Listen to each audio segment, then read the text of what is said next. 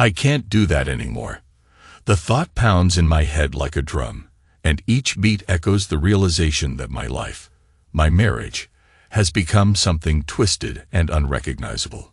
I'm standing by the window in our living room, half hidden by the heavy drapes, staring at the night outside. People always say that the darkest hour is just before dawn, but there's something darker within me that I can't shake off. Maybe it's resentment, maybe it's betrayal, or maybe I've finally come to see the truth that's been waiting for me all along. Outside, snow drifts against the suburban sidewalks, piling up in fragile little mounds near the curb. The streetlights throw long shadows across the pavement. In that glow, I catch a reflection of myself in the glass.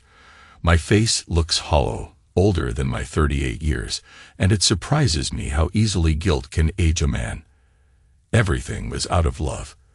The sacrifices I made, the hours I worked, the illusions I built for myself about who she was and who I could be. And now, all I can think is, I can't do that anymore. I bring a cigarette to my lips and strike a match. The quick hiss of fire in the quiet room feels like an intrusion. I never smoked indoors before, but this moment, this hush of the house, our once sacred space, demands some form of rebellion. The smoke curls around me, a gray serpent.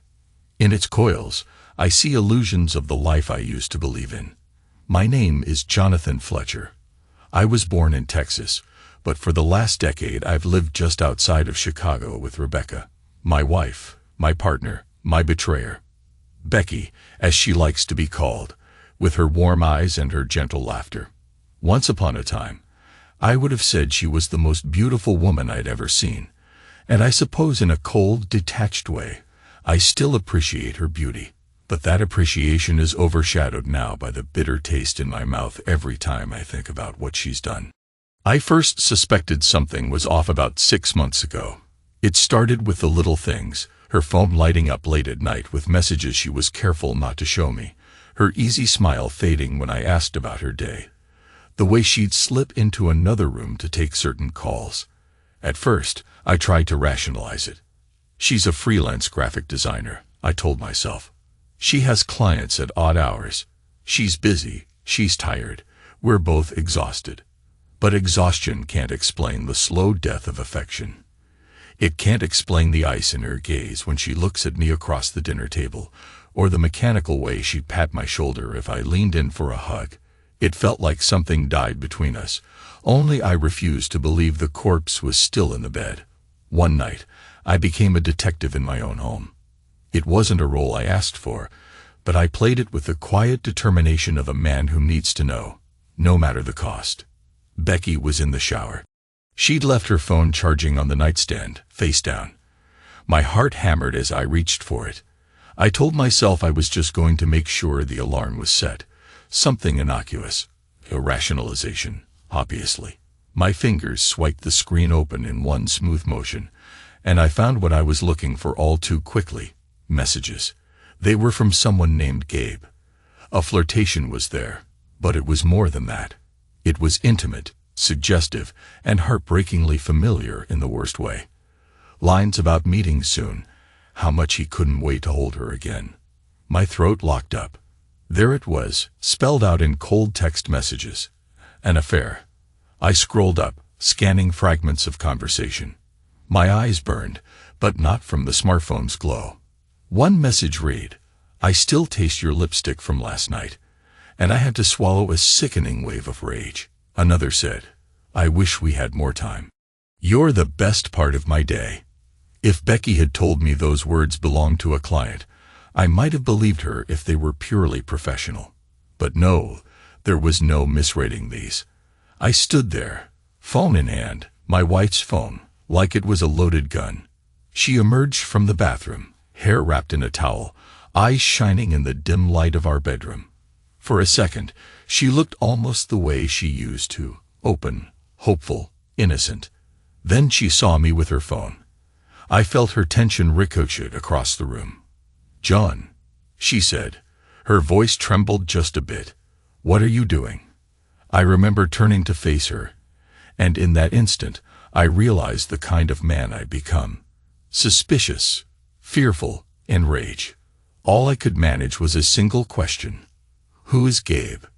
She inhaled sharply, like she'd been struck across the face. For one terrible moment, she seemed at a loss for words. That was all I needed to confirm what I already knew. "Why are you going through my phone?" she whispered, stepping back. That was her defense. Not denial, not an explanation, just an accusation turned on me. I stared at her, my voice low. "You left it out, Becky. Unlocked. I'm sorry for violating your privacy, but an affair violates a hell of a lot more than privacy." She tried to stammer out something, a denial or an excuse. Her eyes darted from me to the phone in my hand. Then she reached for it, and when our fingertips brushed, I felt how her skin was cooler than usual, as if the warmth we once shared had vanished. In another world, I would have argued. I would have confronted her with anger, demanded answers, demanded to know how this happened or why. But in that moment, something inside me froze, a block of ice that replaced my heart. I said nothing. I simply handed her the phone. She stood there, mouth open, face anguished. For a moment, she looked like she might cry, but the tears never came. Eventually, she just turned and left the bedroom, shutting the door with a soft click that might as well have been a gunshot. That was the night I slept, or tried to sleep, on the couch. I closed my eyes, but all I could see behind my lids were those messages. The little hearts, the late-night confessions, the inside jokes that no husband should ever have to read, typed from his wife to another man. Time after that became a slow unraveling. I told myself I'd get to the bottom of things, approach her calmly, see if we could salvage something. But every time we talked, it was like two people skirting a crime scene, refusing to look at the body. She never apologized. She never outright admitted anything. She just pulled further away. In my frustration, in my heartbreak, I began noticing more signs. New lingerie hidden in the back of her dresser, the constant checking of the clock when I was home early. Then came the day she walked in with that ring. Not her wedding band. No, that was still on her left hand, a symbol now mocking everything we once vowed. This other ring was new, a small diamond set in a modern band, glinting under the living room lamp as she set her purse down. I recognized that expression on her face, a mixture of guilt and defiance. I asked quietly, "Where did you get that?" She tried to slip it off, as if it burned her skin. Then she forced a smile that held no joy. "It's just a gift, from a friend." "A friend?" I repeated. "Don't insult me." She looked at me like a cornered animal.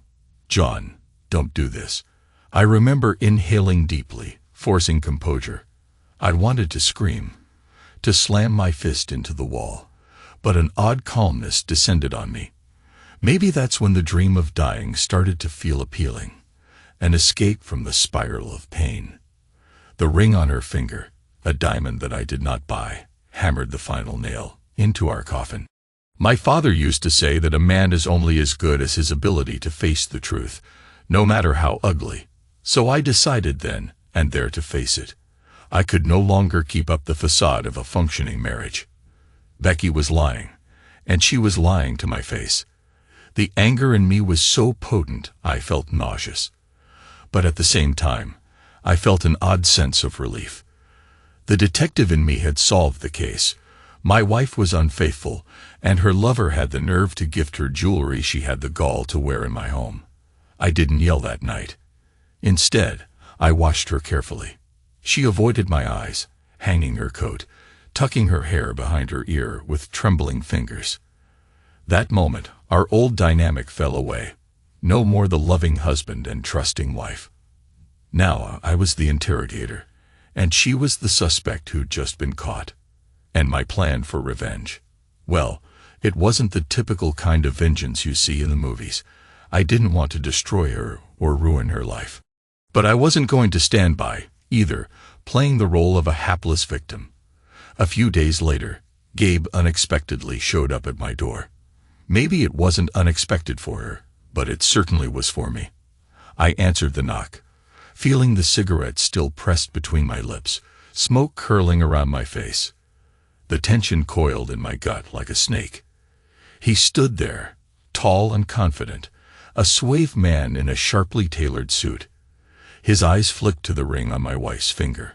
My wife, not his, and he gave her a look that made my stomach churn. "Oh," he said, sounding genuinely surprised. "I didn't realize you'd be home." "I live here," I answered, voice level, hand steady. I exhaled a stream of smoke, never taking my gaze off him. "I believe you have something you want to say to Rebecca. I'll let you get to it." Becky hovered behind me, her face pale. Gabe cleared his throat. "I just came by to see her, yes." I cut in. "I know. Please, by all means." My calmness spooked them both. They exchanged worried glances, like children caught misbehaving by the headmaster.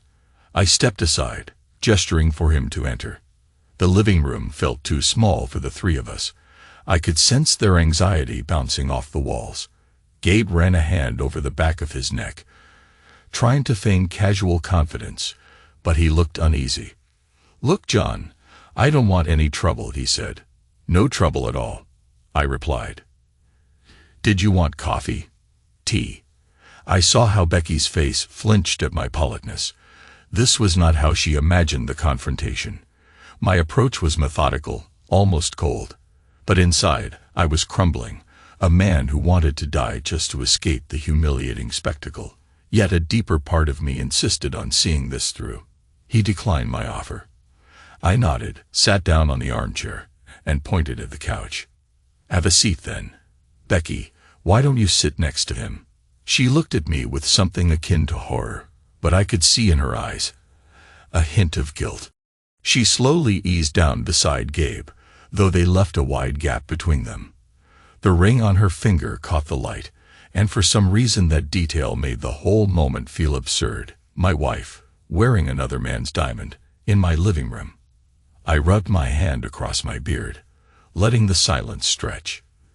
There was a sense of dread in the air, a hush that made me think of that final calm before a tornado tears through a house. The detective in me wanted to ask questions, to get confessions, to record the details. But the husband in me had a simpler, more dangerous agenda. I wanted them to see that I knew everything, that I was no fool, and that there would be consequences. "So, Gabe," I said, leaning back. "How long?" He swallowed. "Look, man, I never meet. How long?" I repeated, my tone unwavering. He looked at Rebecca for some kind of cue. She pressed her lips together, refusing to speak. Gabe cleared his throat again and said, "A few months, maybe." I nodded slowly. Months. My mind replayed those months, trying to remember all the times Becky smiled in my direction, or said she was going out for a meeting. The illusions shattered one by one. "And you're in love?" I asked. The question strangled me, but I needed to ask it. "I'm not sure if that's—" Gabe started, but his voice trailed off. He glanced at Becky, searching for an answer in her face. She stared at her hands. I felt a flash of bitterness. She didn't even have the decency to meet my eyes when the question of love came up. Did she love him, or was it just lust, or something else entirely? In that moment, I realized I might never know. I exhaled, set my cigarette in the ashtray, and stood up. For a moment, a wave of dizziness overtook me. Lack of sleep, perhaps. Or maybe the emotional toll was simply too high.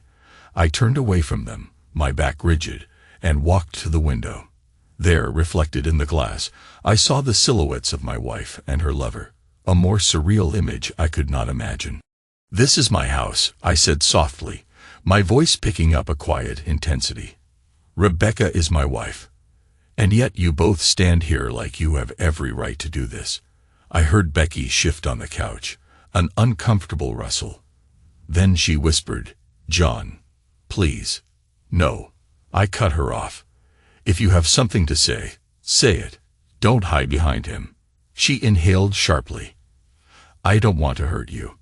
I turned, fixing her with a steady gaze. You already have. Silence blanketed the room. Gabe glanced from her to me, his face a mix of guilt and confusion. He seemed unsure whether to leave or stay, trapped by the tension thick enough to taste. Part of me wanted to lunge at him, to use my fists to prove something primal, that I could protect what was mine. But the bigger part of me, the exhausted part that just wanted all of this to end, held me in check. Instead, I made my decision. A plan was forming in my head, a form of revenge that would set me free. Gabe, I said calmly, I'd like you to go now.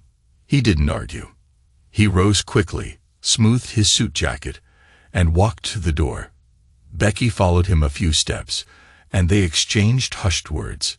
I didn't bother to listen. A moment later, the door clicked shut behind him, leaving me alone with her. The detective act was over. Now came the reckoning. I turned to face my wife. Why? Was all I could manage. She shrugged, eyes downcast. It just happened. You were always gone, always working. And I felt lonely. Gabe made me feel wanted. Wanted. The word stung. I had given her everything. A home, stability, respect. But apparently, she needed something else. Something I couldn't provide, or wouldn't provide. I couldn't do anything except stare at her, that coldness settling in my chest, like a block of ice. Then I flicked my gaze to her ring finger, to that small diamond. Keep it, I said. It suits you. John, please. But I cut her off with a raised hand. No more lies. No more talking. Not right now. I paused, swallowed the bitterness. I need to breathe. She opened her mouth, but no words came out. Eventually, she turned and walked down the hallway toward our bedroom. I listened to the soft click of the door. Once upon a time, that sound promised warmth and comfort. Now it felt like a gravestone slamming shut on everything we'd built together. I smoked again that night, even though my lungs ached. I was so numb I didn't even taste the nicotine, but I felt the burn in my throat. Light reflected in the glass, and silence weighed on me. My mind drifted to the final step, the moment of revenge, but not a violent one. No, I wasn't going to stoop to some petty, destructive act. I wanted something deeper, a release for both me and her. In the days that followed, Becky moved like a ghost around the house. She avoided eye contact, avoided conversation. We slept in separate rooms now. My choice. When we did speak, it was in stilted, polite sentences about dinner or bills. We tiptoed around each other, each wrapped in our own world of pain. And then came the final blow. She came home from a meeting, the diamond ring catching the light, and I found myself flipping through an online directory of special retreats and wellness centers. Sanatoriums, far away, isolated, a place from which she would have no easy return. The idea formed in my head like a seed planted in poisoned soil. I could send her away. Distance her from me, from him, from everything. Let her reflection echo in the emptiness, so she'd understand what she'd done. In my mind, it wasn't cruelty. It was a kind of twisted mercy. Or maybe I was lying to myself. Maybe it was vengeance, pure and simple. But I needed it to end. So I booked her a ticket to the most exclusive, remote facility I could find. A place that specialized in personal renewal or some marketing jargon. The point was, it was expensive, luxurious, but far away from Chicago. She'd be stuck there. She wouldn't simply pick up and drive home on a whim. She would have to face the emptiness. And so would I. The night before she left, I handed her the ticket. I said, "You're going. That's final." She stared at me, eyes widening. "John, what the hell is this?" "A way out," I said quietly. "For both of us." She pressed her lips together, tears threatening to fall, but never quite spilling. Why are you doing this?" I swallowed hard, pushing aside any lingering affection. "Because I can't live like this anymore," I whispered. "I need you gone. And you need time to think. Away from me. From him, from everything you've built, that's a lie. She looked like she wanted to argue, to fight, but all her strength seemed to vanish. Finally, she nodded, took the ticket, and went to the bedroom. She closed the door on me, once again. In the morning, I drove her to the airport in silence. She didn't wear the diamond ring. Maybe she had the decency to hide it, or maybe she was ashamed. Her wedding band still glinted on her finger, a piece of symbolism that meant nothing now. Neither of us had slept, and the tension in the car was stifling. I pulled up to the departure lane. She unbuckled her seatbelt, then turned to me, tears shining in her eyes. "John," I just stared straight ahead. I didn't have the energy to console her or lash out. My soul was hollow, spent, wanting only to be free. "Have a nice flight," I said dully. She lingered for a moment, but eventually climbed out, retrieved her bags from the trunk, and walked into the terminal without looking back. The door slammed shut, punctuating the end of our life together. I drove home alone, feeling no immediate sense of victory. Instead, a quiet emptiness settled over me. I spent hours just sitting in my silent living room, the winter light pouring through the windows, dust motes dancing in the air. The dream of dying crept back into my mind. Perhaps that's the clearest sign of betrayal. When the future you once imagined with someone is gone, you wonder if you have any future at all. It was that night I realized how much we define ourselves by those we love. She had been my anchor, my purpose, and now I was adrift in an endless ocean. The idea of Becky out there, alone in that distant place, gave me a strange sense of satisfaction and a deep well of sorrow all at once. Weeks passed. Gabe called the house phone once or twice, presumably looking for Becky. I ignored his calls. Then one evening, I found him waiting outside my driveway. He looked anxious, shifting from foot to foot in the cold. "What are you doing here?" I asked calmly, lighting another cigarette, my breath misting in the frosty air. He shoved his hands in his coat pockets, glancing at the dark windows of my house. "Where is she?" I took a long drag, exhaled. "She's gone." "What do you mean gone?" I flicked ash from the tip of the cigarette. "Out of state. Maybe out of this world, for all I know." His expression hardened. "You can't just—" "Yes." I cut him off, voice as cold as the wind. "I can. She's my wife, not yours. And I'm done playing the victim." He tried to argue, stepping forward, but there was a finality in my stance. I stood my ground, stared him down with the hollow eyes of a man who has lost everything, but discovered that in losing everything, he has no fear left. "Stay away, Gabe," I said. "Whatever was between you two is over. She's not coming back." He hesitated, as though weighing the odds of a confrontation. Then he must have seen something in my face, something quiet and dangerous, because he stepped back. Without another word, he turned and walked to his car. The headlights flared, and he drove off into the night. I went inside, slumping onto the couch where I'd once tried to sleep, haunted by her messages. Now the house was silent, empty, and yet in that emptiness, a new perspective began to form. I realized that everything I'd done, every action of revenge, had not truly set me free. I was still tethered to her memory, to the bitterness of our betrayal. The sanatorium might as well have been down the street for all the difference it made in my head. Days became weeks, and Becky's absence weighed on me differently than I expected. I didn't hear from her directly. We exchanged no calls, no letters, no emails. Yet I felt her presence like a ghost in every corner of the house. A pair of her slippers still waited by the front door. Her art books still lined the shelves in the spare room she used as a studio.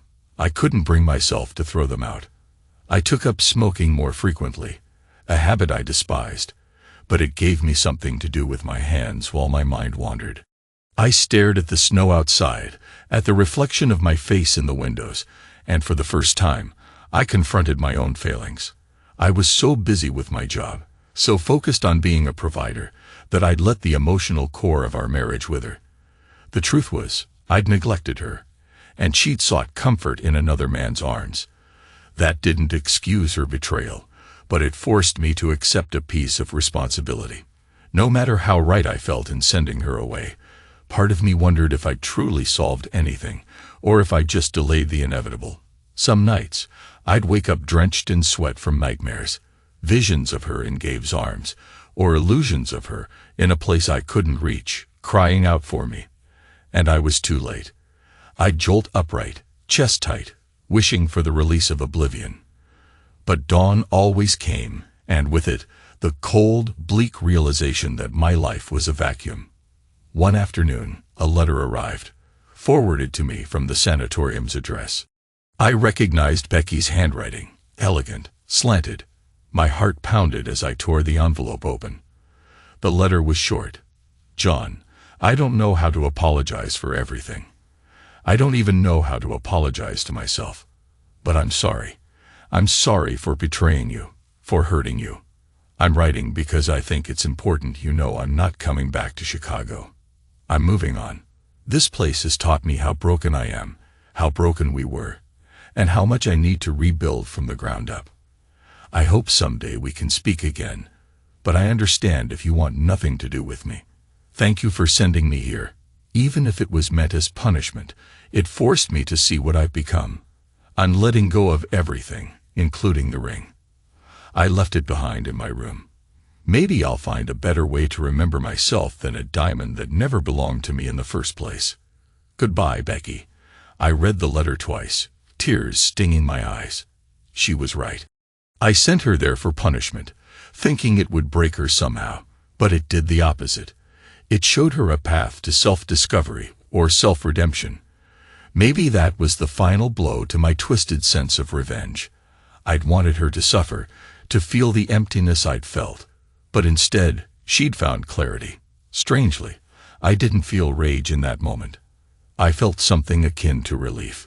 In the end, revenge isn't truly a reckoning. It can be a liberation. For her. For me. Perhaps that was what I'd unknowingly sought all along. The chance to let go. I sat in the living room with the letter in my hands, reading it over and over until the words blurred. Then I placed it on the coffee table and closed my eyes. Exhaling slowly, a hush fell over the house, the quiet of acceptance. The next day, I packed up the art books and the slippers, folding Becky's presents into boxes I could store away. I did the same with her clothes, her photos, even the coffee mug she always used. It was an odd ritual. He was irrelevant, a footnote in the story of my betrayal. Becky was gone, forging a different life. My revenge had backfired, and, in a strange way, set both of us free from each other. Still, some nights I can't sleep. I wander through the house, turning on lamps, turning them off again, haunted by the quiet. I remember the day she wore that ring, how it gleamed and mocked me. I remember the moment I found her messages with Gabe, and how my heart turned to ice. And then I remember the time before everything went wrong. The simpler moments, like cooking dinner together in our little apartment back in Texas, or dancing in the living room when we were both too tired to go out. I remember the smell of her shampoo, the glow in her eyes when she showed me a new photograph she was proud of. I remember the softness of her hand in mine on our wedding day, both of us oblivious to the heartbreak that would come. Through all of it, one realization stands out. I survived. Perhaps that's the true finality of any betrayal. We think it will destroy us, but it doesn't. It leaves scars, yes, but those scars become part of who we are. I once told myself that I'd rather die than live with this pain, but here I am, living with it anyway. Sometimes, late at night, I'll imagine Becky in that remote center, gazing at a sunset or a wide-open field, feeling the wind in her hair, free from all the lies and deceptions. And I wonder if she thinks of me in those moments, if she regrets leaving, or if she regrets ever getting involved with Gabe. I wonder if she's found someone else to share that sunset with. Maybe she has. Maybe she will. I don't know if the thought tears me apart or just gently aches. One cold evening, I find myself standing by the window again, cigarette between my lips. Smoke lingers in the air, swirling around me. The reflection in the glass is the same hollow-eyed man I've come to know, but there's a subtle difference. Acceptance. I think back to my father's words about facing the truth, and I realize that's what revenge truly gave me. The truth, painful and purifying. In a sense, I am now Becky's shadow, watching from afar as she rebuilds her life, but the weight of that shadow lessens each day. I flick the ash against the glass, watching sparks dance momentarily in the reflection. My heart is calm, my breath steady. The memory of her footsteps, of her laughter, of the ring that wasn't mine, those memories will never vanish completely. They are a part of me, shaping me into a new version of Jonathan Fletcher. I sink into the silence of the house, letting the tension dissolve. I think about the next phase of my life. Maybe I'll move somewhere warmer, or take a trip to a place I've never been. I have the means, the freedom, and no one to tie me down. The thought doesn't fill me with joy, but it doesn't fill me with dread either. It's simply a reality I must embrace. If there's one final lesson in all this, it's that we can't force people to love us, to stay with us. We can only choose how we respond when they betray us. And for me, that choice was shaped by the quiet, methodical steps of a detective looking for the truth, and the quiet, methodical steps of a husband who recognized he couldn't live a lie any longer. I stub out the cigarette, letting the last curl of smoke vanish into the air. The house is silent, the night is cold, but I can still sense a faint stirring of hope somewhere in the emptiness. Maybe tomorrow I'll pack another box of her belongings, or maybe I'll burn them. Or maybe I'll keep them for a while longer, because letting go, I've learned, is rarely instantaneous. But I no longer dream of dying. That's something. I understand now that my revenge was never about punishing her. It was about freeing myself. And in that, there's a kind of victory, even if it's lined with sorrow. The winter wind rattles the windows, and I exhale, feeling the chill seep into my bones. There's a brand new dawn on the horizon, though I know it'll still be dark for a few hours yet. I slide my hand along the windowsill, recalling how Becky used to rest her palm on mine in moments of quiet comfort. My heart squeezes at the memory, but I let it pass. Everything was out of love, I remind myself, even the betrayal, in some twisted form. And everything that followed, my detective's pursuit of the truth, my orchestrated revenge, my wish to see her gone, emerged from the wreckage of that love, a final gasp of desperation to save what little of myself remained. I close my eyes and stand there for a moment longer, letting the silence wrap around me. Then I turn away, flicking off the lamp and letting the room plunge into darkness. This is my life now, wide open, uncertain, but mine again. I embrace that uncertainty with steady resolve. Tomorrow, I'll face another day, another chance to move forward. That, I suppose, is the only real ending I can give myself.